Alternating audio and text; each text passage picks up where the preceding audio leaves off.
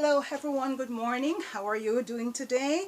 Thank you for joining me in the next episode of my English class. I am Constance, and in this lesson we're going to be talking about unprofessional conduct, all right?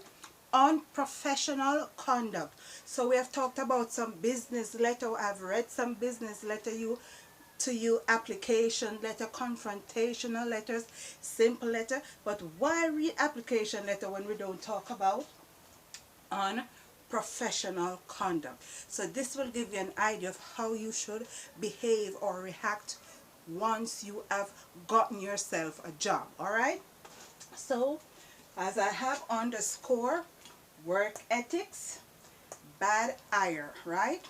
So underscore work ethics and bad hire, and employer and employee. So it's unprofessional conduct is not only for the employee, but it's also for the employer as well. So the very first one we have is intimidation and bullying. On the job, you don't intimidate the next person or you don't bully them, all right? So intimidation, an example of intimidation is to be standing over them, watching them, giving them the eye and all of that. So that is intimidation that makes the person uncomfortable on the job. Sexual harassment is a very biggie, all right? Sexual harassment is a very big problem. So no sexual harassment, touching a person's breast, their buttocks, pinching them in the side and all of that, or pinching them in the ass. No, you don't do that on the job. Rude and loud comments. Rude and loud comments by calling them a bitch or all the other profanities you can find that they call a next person, all right? Or you can call a man to get, sometimes do get harassment on the job, or speak loudly or make threats. So rude and loud comments, whatever those rude and loud comments might be, you don't use them on the job, all right? Number 4, offensive and abusive language. Offensive and abusive language, all right? So calling the F word, the P word, all of the the words then that you use. So offensive and abusive language that you might use in the dance hall, or you might use on the street or at the party with your friends, you don't use them on the job, all right? Number 5, persistent lateness in joining activities and attending meetings without valid and reasonable cause, all right? So if you're persistently late, that is a no-no on the job, unless you have a good reason for it. There's an accident on the road, or you fell sick, you have to go to the emergency room, or your child gets sick, all right? So those are reasons for you to be late. But don't idle and be late for a meeting or joining any important activities or information that is supposed to be taking place on your job. That is a no-no, all right? Number 6, vexatious, litigation, retribution, and violent threats. You don't do those, or you don't practice those on your job, all right? Don't even let them cross your mind, all right? So vexatious is what? To be sad, to be irritable, and always walking up and down with a sad face. No, you don't do that on the job. So that is what a vexatious means, all right? To be sad, to be irritable, to be rude, all right? Litigation is about lawsuits, filing lawsuits and bringing up conflicts and threatening that you're going to sue somebody. You don't do that on the job, all right? Retribution, all right? Because you report a person.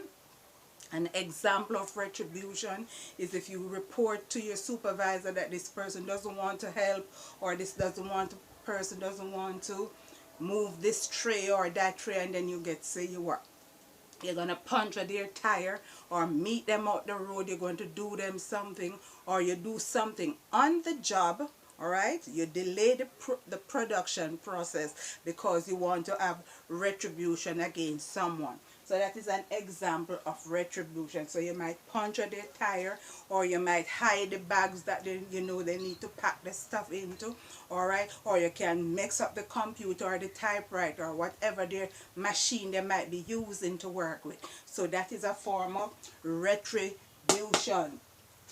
And violent threats, all right? Violent threats, you know what violent threats, you're going to stab them up, you're going to juke them in the eye, you're going to beat them up, all right? You're going to push them, all right? You leave them alone. You don't do those, make those violent threats on the job. That is a no-no. Not if you, especially if you want your paycheck, right? If you want your paycheck and you want to go forward in that, because those threats can prevent you from getting a better job or even a next job. It doesn't even necessarily have to be a better job, but it could just be you want a next job, and these behaviors can prevent you from getting that, because that will be what? Your reputation. This will be the reputation of your employee, or you the employer. Nobody's gonna want to work with you. If you're an employer and you threaten and you sexually harass your workers, persons are going to be afraid to work with you. So that is a big problem. Either way you take it, whether you're an employee or you're an employer, people are not going to want to work with you, or they're going to feel uncomfortable being around you, whether you're a male or a female, because men do get harassed as well.